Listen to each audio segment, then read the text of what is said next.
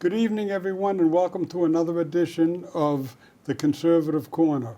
I'm Elliott Margolis with my co-host Gale Burke, and this is part 2 of our series on Alzheimer's and that kind of care from Brooksby Village, and we have as our guest Joy Barbeau, who, if you saw the first show, she was amazing, and I'm sure she's going to be just as amazing for this show. So welcome back. Thank you so much for having me again. Thank you. Gail, this time I'll let you ask the first question. Thank you very much. I want to make sure you get some time. I need a few words in here. Well, we had started talking about the caregivers, and I think it's important for people who have Alzheimer's in their family and who are responsible for the care of their loved ones to know what direction to go in, because it's very confusing. Many times you don't know what to do. At Brooksby, we have places that you can go, people you can talk to, which inevitably lead to joy. And it's very helpful because it's frustrating, it's scary, and you really don't know where you're going with it. So maybe you can talk a little bit about that, Joy. So thank you again for having me here. And so the Alzheimer and dementia, different types of dementia, I talked last time about that. The journey it's long. And as you know, we don't have any cure for that. And many people, it's not only at Brooksby Village, but everywhere they need help. So the first, what I will refer, always contact Alzheimer Association. You have a number, you can Google, you can look it up, and I can give you the number. Next time you can post, on your show. They can answer 24/7 your questions. They are there for everyone. Because I know it's not only at Brooksby, but everyone else needs help. I personally call them for anything. If I don't have answer right away, I am overstimulated, I'm exhausted, and I cannot find the answer, and I want to help my patient, my resident, immediately I call them. So great resources. But at Brooksby, we have many resources. I'm one of them. But Gil, as you know, we connected together through some of the people connected with me, and we started the support group. So connecting with other people, being for your friends, helping each other, it's very important. And remember, you are not alone. You are not alone. That's the key. That's the key. Because you're not alone, You even are though not. you feel like it, but you don't quite know what to do, and you don't really want to talk about it. Yes. And that's Correct. holds you back. Yeah. And you start saying things, well, my husband's having a few memory issues. Well, it's usually more than that. Yeah. And then it goes on from there. Yeah, when I started at Brooksby Village, I have been there 7 years. So I remember when I met few of you guys from the group, you share with me that your loved ones, they are afraid to go to the dining room because they're being judged. I said, no one is being judged. Talk about your loved ones. Be open. If you hide them, if you hide that condition and disease, you don't allow anyone to know about, but the people, they immediately judge you. Yeah. You are not talking because you have aphasia, you have difficulty finding the words, and they judge you because they don't know anything about you. So let them know about your loved ones, So that's what we started. We started to talk more. We started to be more open-minded. We created Memory Cafe, which all folks, they eat together. At one time, it's at first Friday of the month. Yeah. It's like a little, restaurant. We book the room and everyone eats together. And everyone feels free. But when you are going to the restaurant, I spoke to the folks, don't be afraid to tell, hey, you are with my loved ones who has dementia. They might not talk, but they are listening. So don't be afraid, don't judge my loved ones. Always speak up for your loved one. One question is, and I know we had the situation when my mother was getting sick, they were living down in Florida, okay?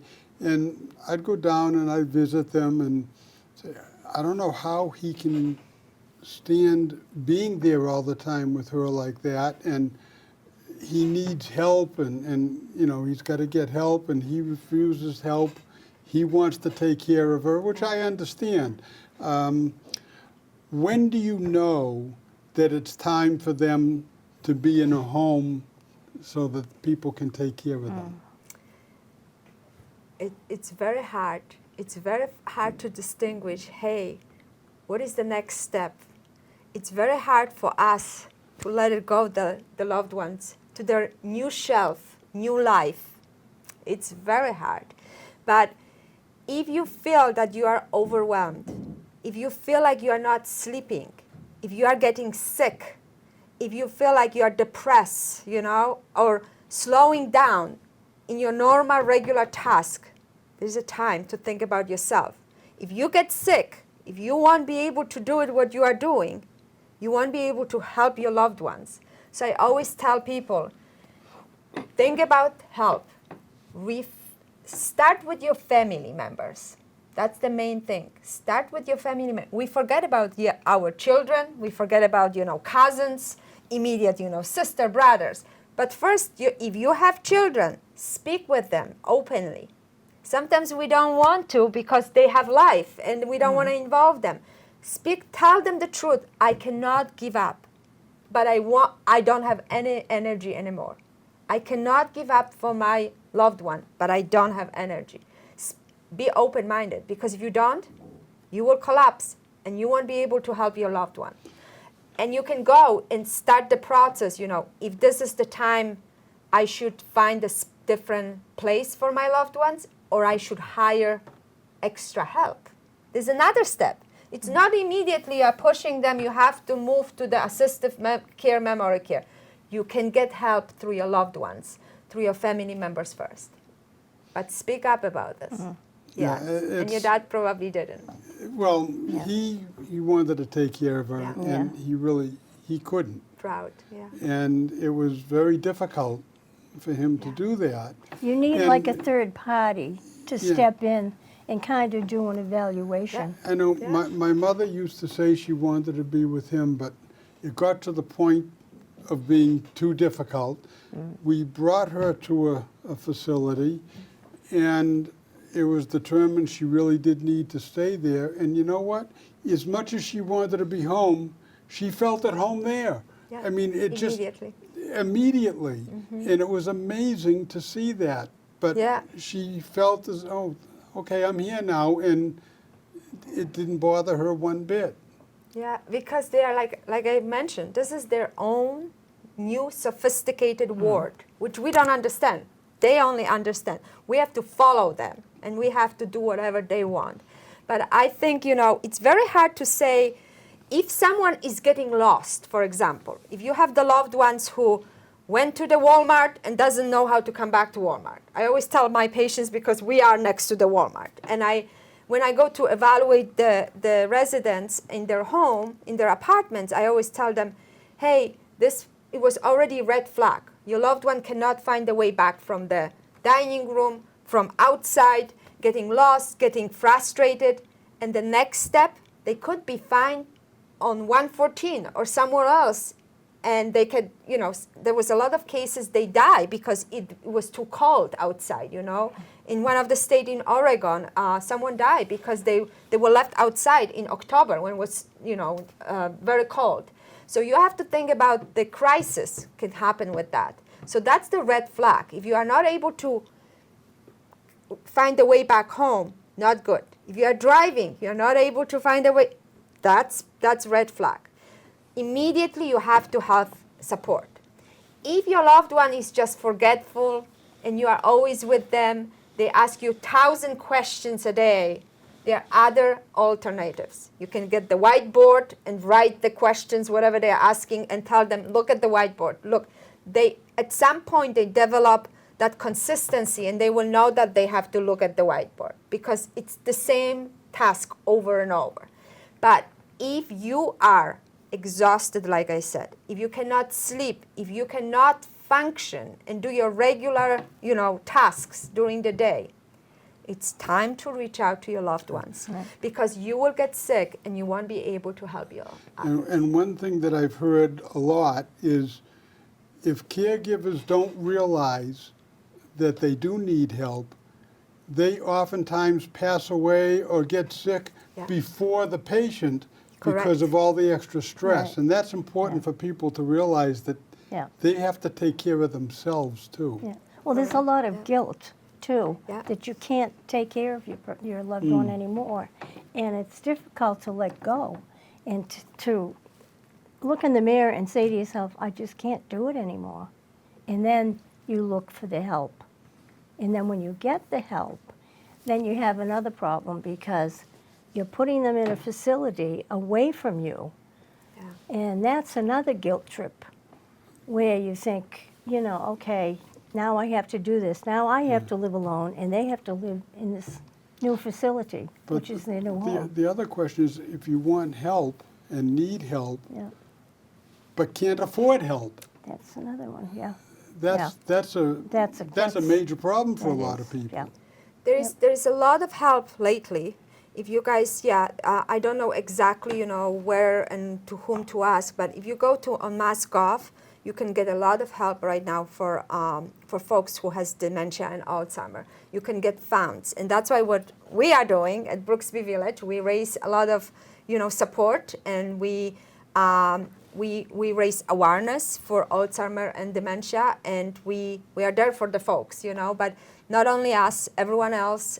It's a huge need for that, but I know the different states offer different help as of now. Yes, it's very expensive business, but if you already are in that journey and you are able to afford or you are able to get help from others, seek out for help because you need that. And like you said, when you get stressed, you might say goodbye before your loved ones, or you might get even different type of dementia. From stress, you can get also some cognitive impairments. So you have to be careful, and that emotions, brings another thing, and so there's a lot of components involved. Right. But the main thing is think about yourself. If you are not healthy, if you are not able to do it, you won't be able to help your loved ones. I will start first, if you have still your loved ones at home, start with the personal, family members. It's not if they love you, they will help you. You can develop, the schedule. You can set up, you can have them all the time to help your loved ones. If someone is exit seeking, if someone is not able to find the way back home, if someone is disappearing, there is also, you have to make sure they're safe at home. So safety is first thing.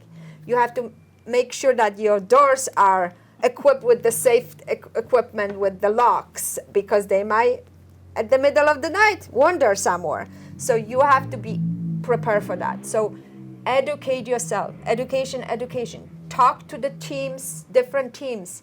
Engage yourself in different support groups. That's what you can learn about these little tricks and what can happen and what would happen.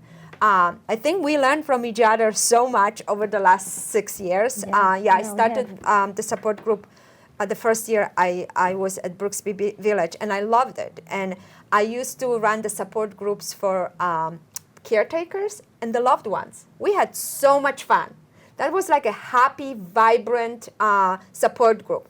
But I also ran the support groups for the caretakers, which are a lot of emotions involved, a lot of emotions. And now I have the support group I'm running for the folks who lost the loved ones.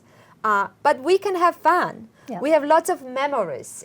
We just had the first meeting, and the memories are coming and talking about the folks, what they could do, and we didn't take it away. Because I'm all about this.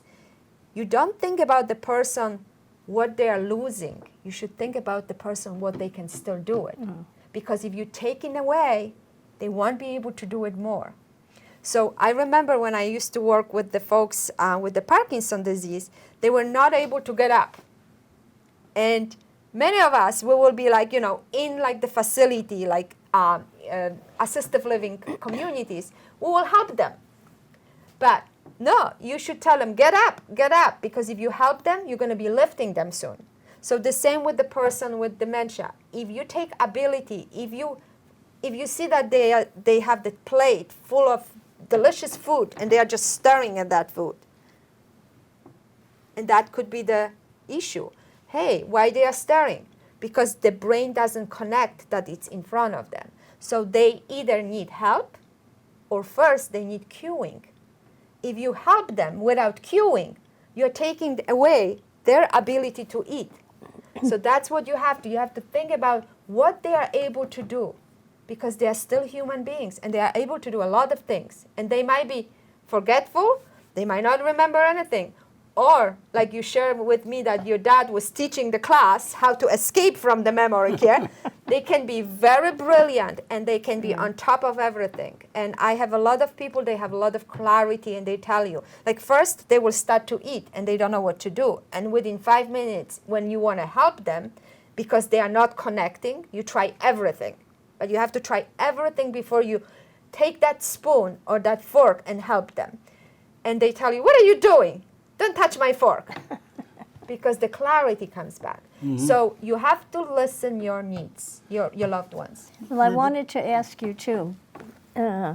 Joy has started this virtual dementia tour for people who have either lost their loved ones or who have their loved ones are now in critical care or they're at home or whatever. But what this is, and it took you a long time to get it through, you as a caregiver or a parent or a spouse of a loved one, you take this virtual dementia tour and it brings you through, what was it, about 25 minutes? Yes.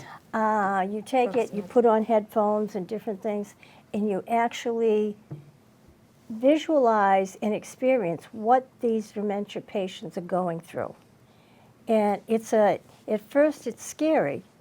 Loud noises, loud voices, music playing, and then Joy and her team would take us through the different things that they have set up for you to do, but you're doing it as an Alzheimer's or dementia patient, and the restrictions that this puts on you. And it's really eye-opening and scary at the same time.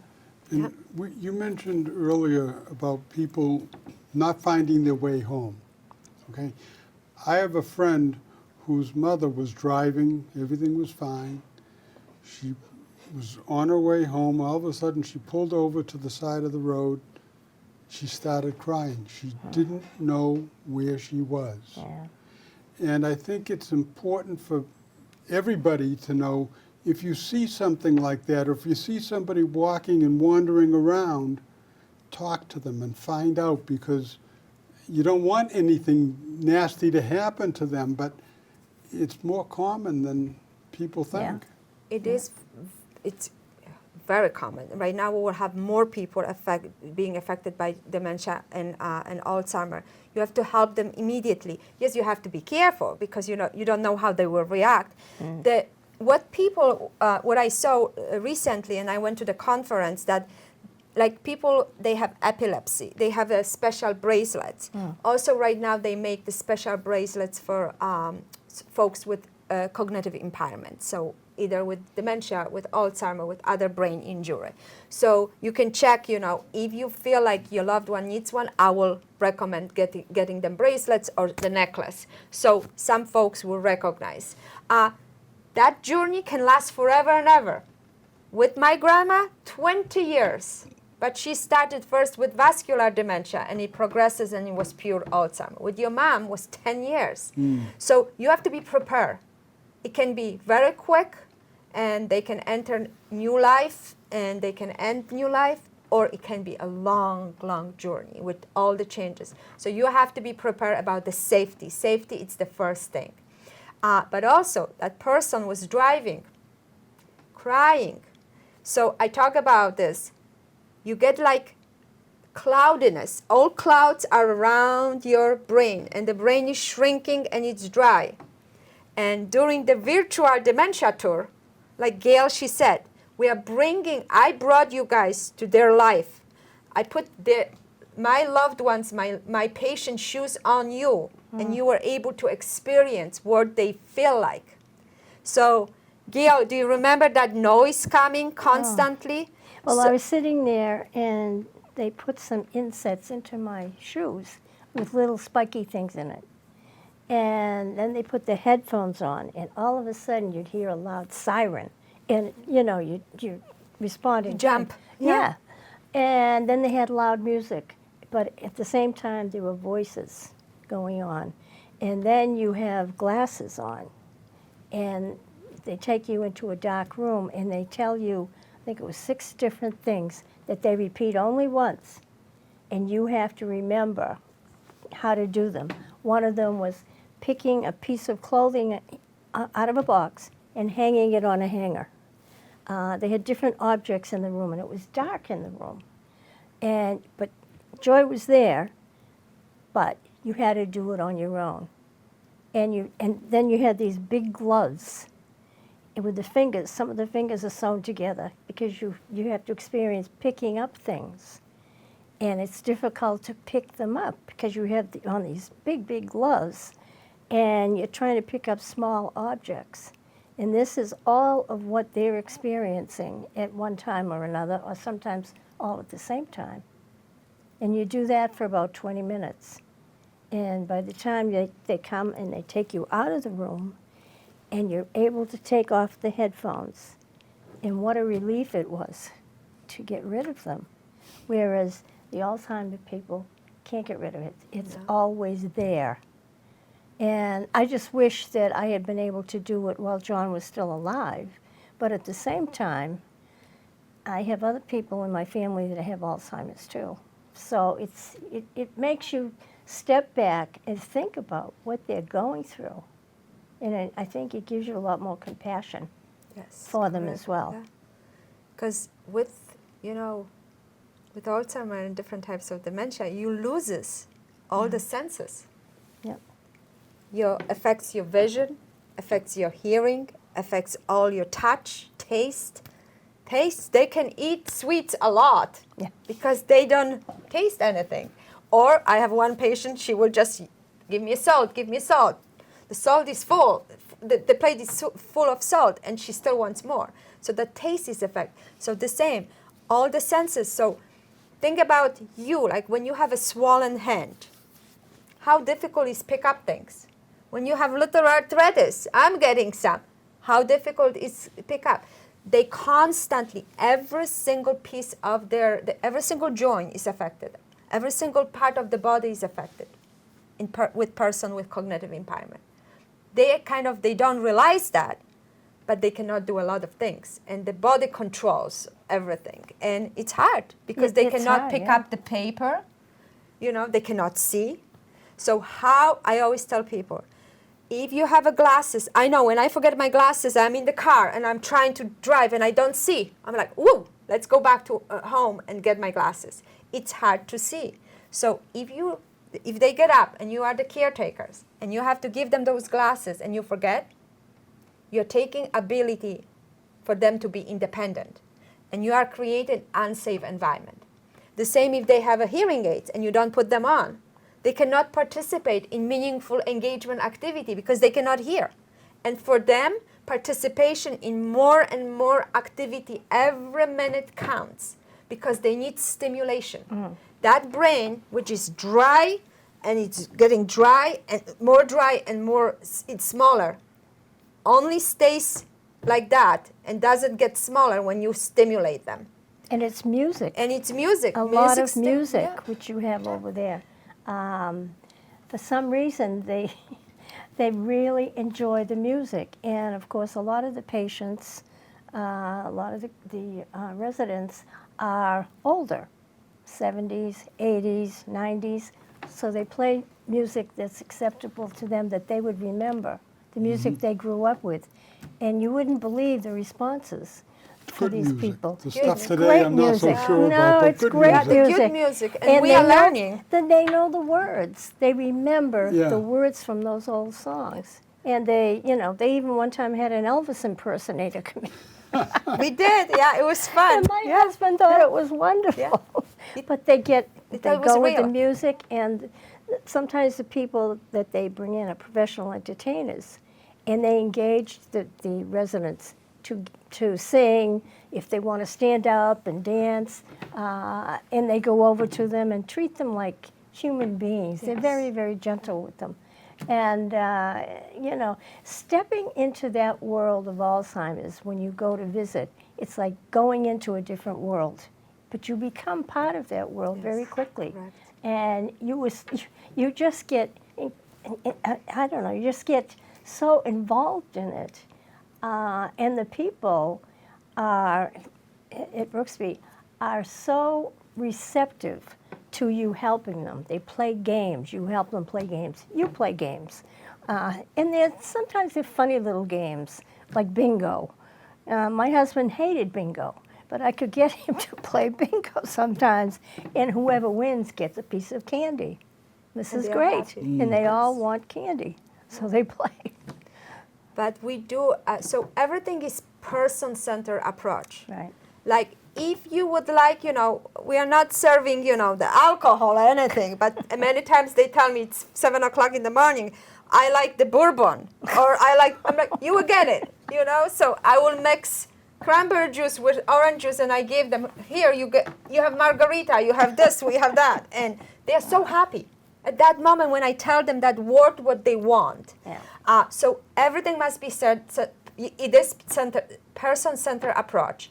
Everything is holistic approach. So you need to listen their needs. You just don't do what you want. Every time you do what they want.